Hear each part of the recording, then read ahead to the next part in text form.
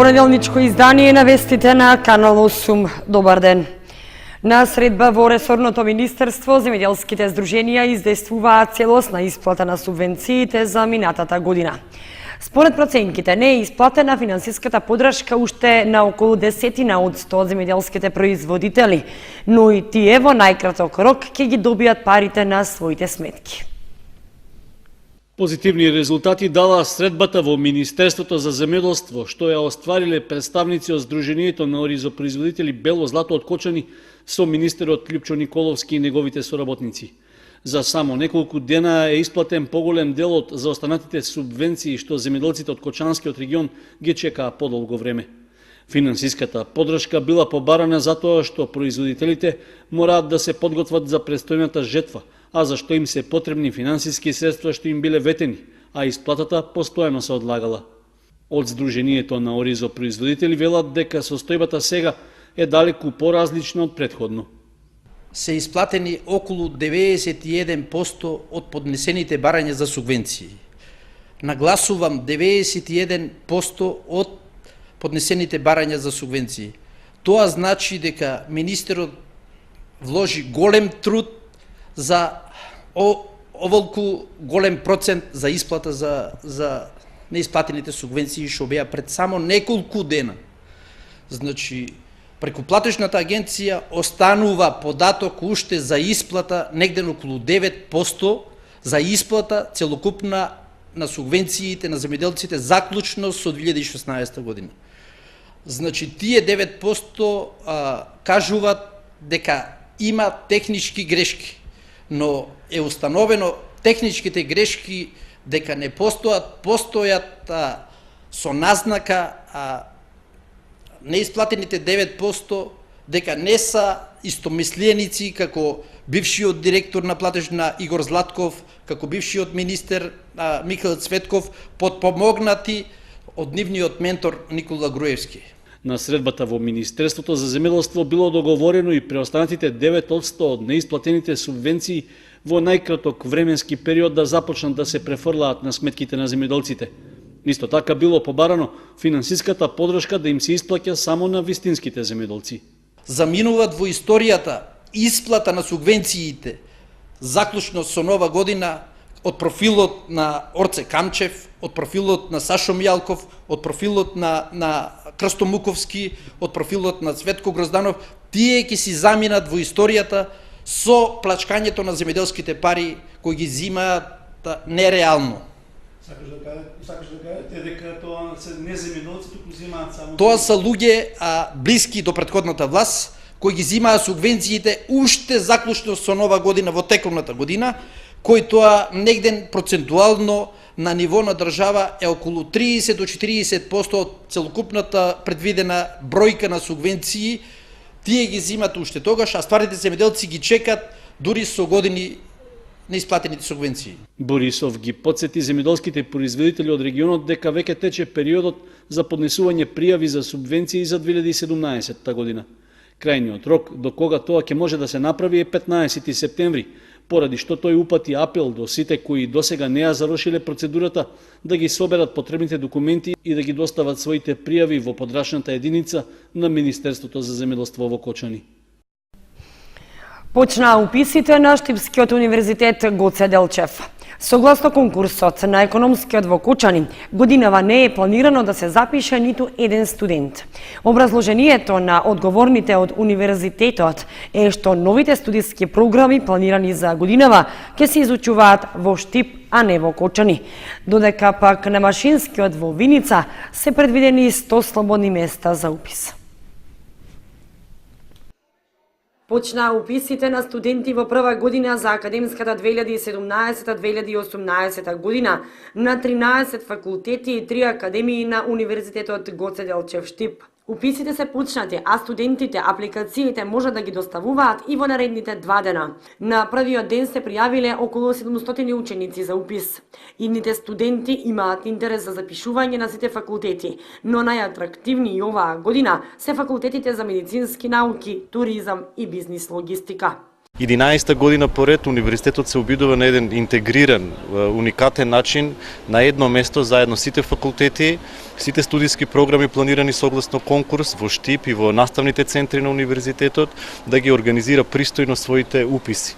Можете да забележите дека согласно конкурсот на универзитетот се планирани 5200 слободни места, околу 3000 во редовната квота, околу 1200 во квотата за кофинансирање и 900 во квотата за вонредно студирање.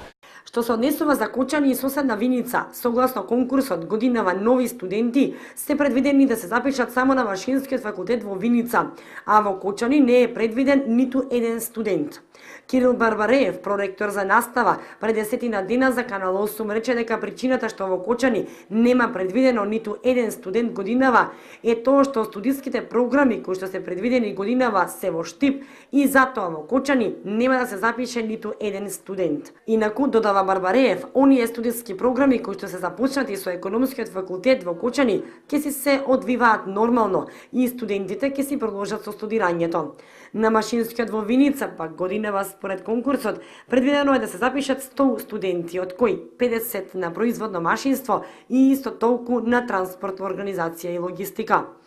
Од нив по 10 се воредни, а по 30 студенти од насока се редовни во државна квота. Барбареев истакна дека средношколците кои полагаат државна матура, своите документи ќе може да ги доставуваат во августовскиот испитен рок. Она што во овој момент сакаме да го потенцираме и да го соопштиме и на средношколците кои што во моментот полагаат државна матура, дека универзитетот, бидејќи имаше такво барање од нивна страна, универзитетот ќе продолжи да ги прима нивните документи и по завршување на рокот, се со цел да се излезе во пресред на оние студенти кои што го избрале универзитетот Гоце Делчев. Уписите на нови студенти на Штипскиот универзитет се одвиваат во фоајето на Домот на културата Ацо Шопов во Штип, а исто така и во наставните центри во Струмица, Скопје, Кавадарци, Прилеп, Виница и Радовиш. Според анализите на раководството на универзитетот, очекуваат на сите факултети и академии да се запишат околу 2500 студенти. Штипскиот универзитет нема да наплатува партиципација за студенти без родители, лица од прв степен со инвалидност, за воени инвалиди, лица одгледани во домови за деца без родители.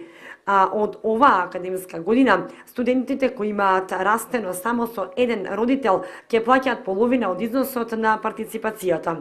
Вториот уписен рок за уписи на студенти на Универзитетот Гоце Делчев Штип е на 25 и 26 август, а третиот уписен рок е на 5 и 6 септември.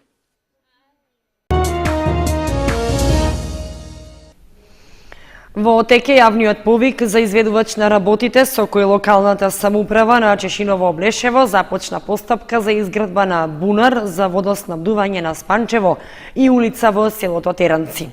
Средствата се обезбедени преку ИПА фондот на Европската Унија за рурални инвестиции.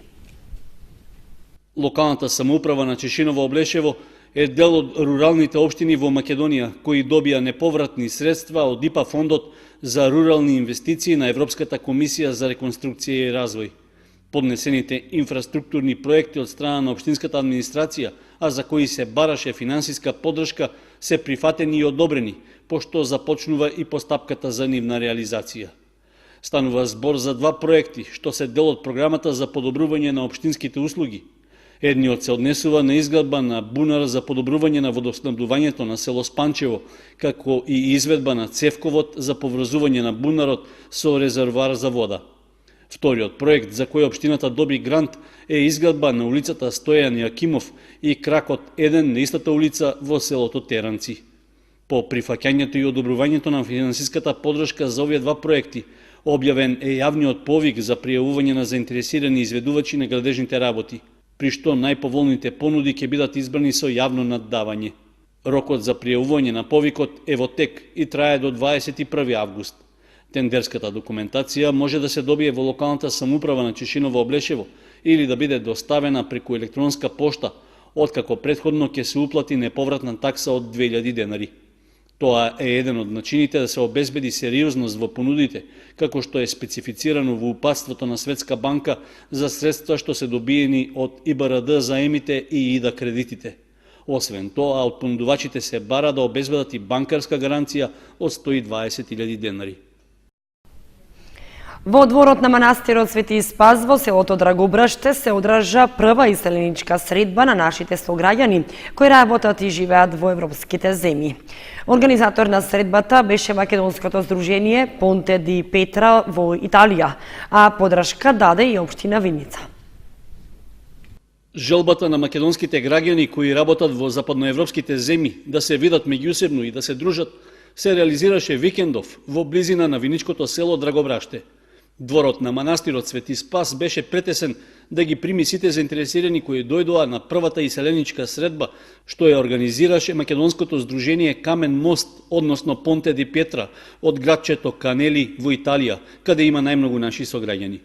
На самиот почеток свеченоста ја благословија митрополитот Брегалнички Иларион и митрополитот Европски Пимен во сослужение на свештеници од Виничкото парохиско наместништво.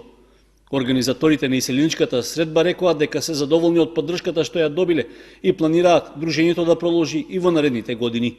Веројатно ќе биде традиционална средбата. Ние работиме и действуваме веќе 5 години во областа Пиемонте во Италија. Имаме огромни активности таму, па сакаме малку повеќе да се префрлиме тука за поголема соработка со општините од нашиот регион. Колкав број луѓе имаме таму?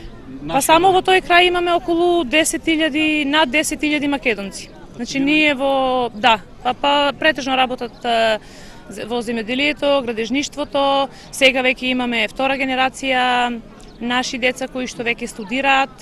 Добро сме интегрирани во општеството, тоа секој пат на сите посети на важни луѓе од нашиот крај се дава до знаење на нашите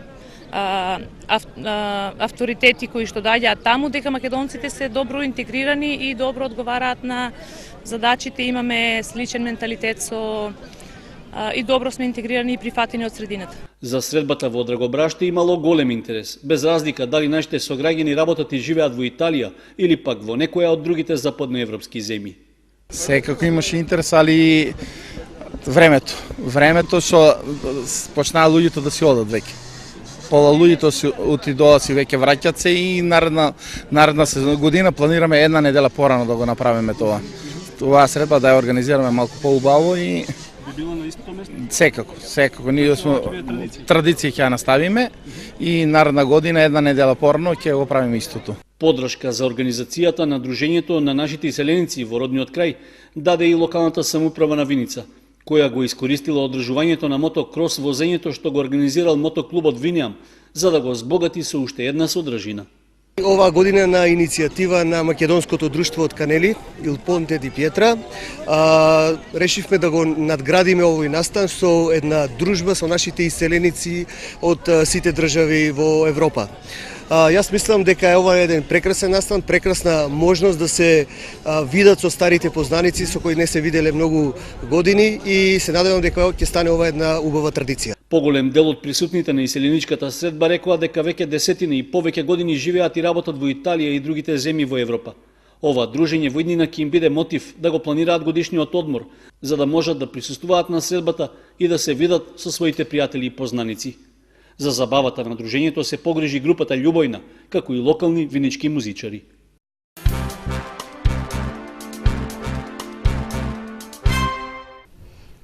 Над 2000 пензионери од 20 здруженија од цела Македонија присуствуваа на 11-та поред средба на пензионерите, што се одржа кај манастирот Свети Пантелеймон во селото Пантелеј. Се дружеа и забавуваа со музика, песни и манастирски ручек. Во организација на Сдруженијето на пензионери од Кочани во саботата кај манастирскиот комплекс Свети Пантелеймон во село Пантелеј се одржа 11-та поред средба на пензионерите од Македонија. На средбата присуствуваа над 2000 пензионери од 20 здруженија на пензионерите од цела Македонија. Во името на организаторот и домаќин на средбата присутните ги поздрави Ѓорги Серафимов, претседател на Кочанската пензионерска организација. Па ние како домаќини сме презадоволни и пресреќни у толку што и на ово топло време нашите луѓе од третата доба дојдоа, пензионерите, па негде груба проценка има 1600-1800 души до 2000 највеќе има, али и таа бројка не е мала при овие услови. Негде 20-22 здруженја, али има многу поединци дојдени од здруженијата, само раководство има дојдено. Плюс тие 20 има некои 5-6 здруженија што дојдоа со председатели да не поздрават. Ние сме благодарни, еве гледате, оти успеавме да ја организираме работата и сметам да сите луѓе према нивниот лик гледа се да се комплетно расположени и весели. Тоа не радува нас и ние за тоа таа традиција ќе продолжиме. На средбата во Пантелеј присуствуваше и председателот на Сојузот на пензионерите на Македонија, Драгјар Гировски. Покрај тоа што е топло време, дојдоа од 20 друженија на пензионери од цела Република Македонија. Самиот тој факт го говори дека ова традиција што 11 години ја негуваме е оправдана и навистина се чувствуваме во овој амбиент многу среќно и радосно, уште повеќе што сите што дојдоа тука, дојдоа да ушират своето пријателство, да се социализираат, да бидат добро информирани и да го најмногу шират заедништвото и единството. Во културно-уметничката програма настапија членовите на фолклорниот ансамбл и пеачката група при Сдруженијето на пензионери од Радовиш, кои што настапија со изворни песни од Радовишкиот крај. За време на престојот во Пантелеј, посетителите беа почестени со манастирски ручек, а ги посетија и двете манастирски цркви градени во средината на 19 век. Со туристичката понуда што ја има општина Зрновци спаѓа во ретките општини во Македонија, каде што природата дарувала природни богатства кои што можат да се искористат и преточат во восхит за посетителите. Во вестите на Канал 8 мини репортажа за општината и незините богатства. Општина Зрновци спаѓа во ретките општини од Источна Македонија, каде што природата дарувала природни богатства, на кои посетителите им се восхитуваат и се почесто навраќаат да ги посетат. Меѓу ретките споменици на природата во селото Мородвис се чинарите, платани, стари и над 5 века, кои се ставени под заштита на државата, како редок споменик на културата. Околината на неколкуте чинари распоредени по течението на Морошка река во средината на населбата е уредена, со поставени клупи за одмор, а дебелите стебла и распространетите крошни ја прават околината привлечна за посетителите.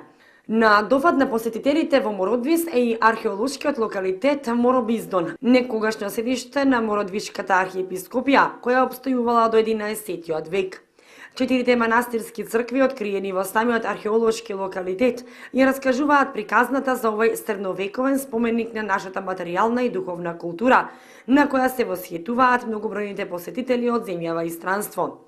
Археолошкиот локалитет Моробиздон е ставен по заштита на државата и истиот е репрезент на нашата духовна и црковна култура и традиција низ вековите.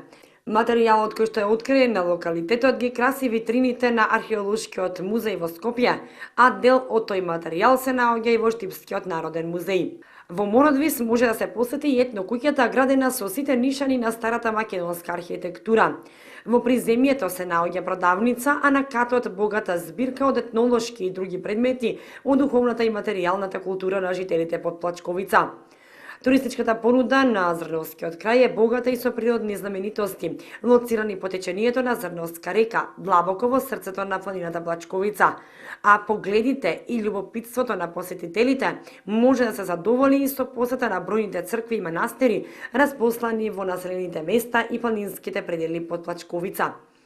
За целосна презентација на културното, етнолошкото и друго материјално богатство на Зрновскиот крај, општината започна да го гради и регионалниот етнопарк, во кој ќе има богати содржини, со кој посетителите во целост ќе го проследат минатото на овој крај. Во отсуство на туристички водичи и специјализирани туристички организации, посетата на Зрновци може да се оствари секојдневно, а добронамерните посетители задоволни да се заминат од оваа мала општина, но богата со култура, традиција, гостопримство.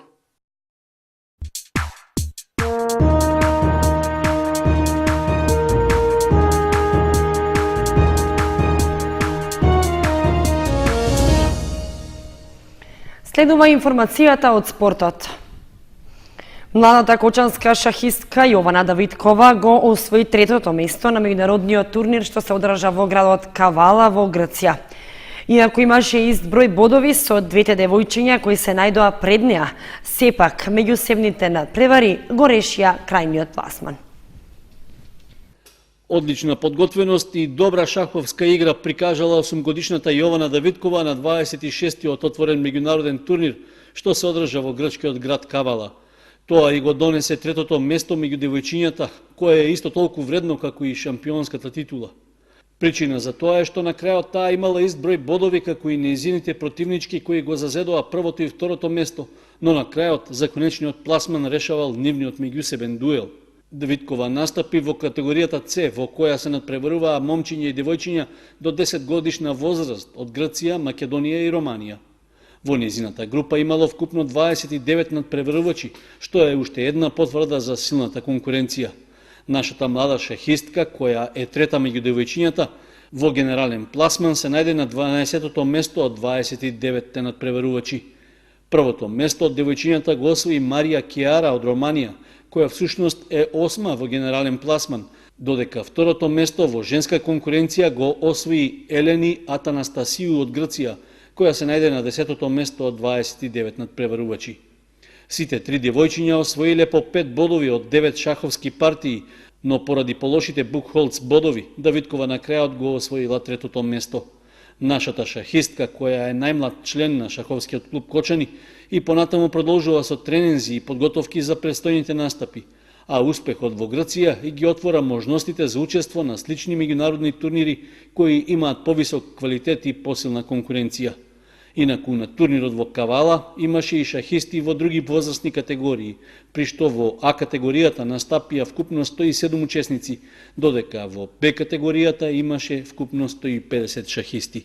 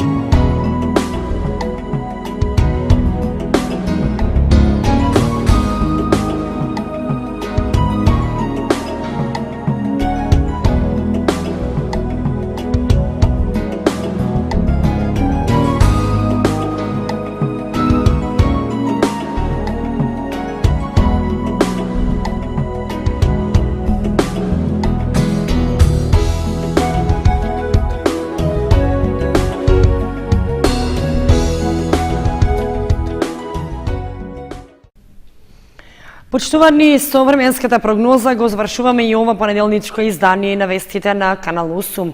Ви посекуваме пријатна вечер. Довидување.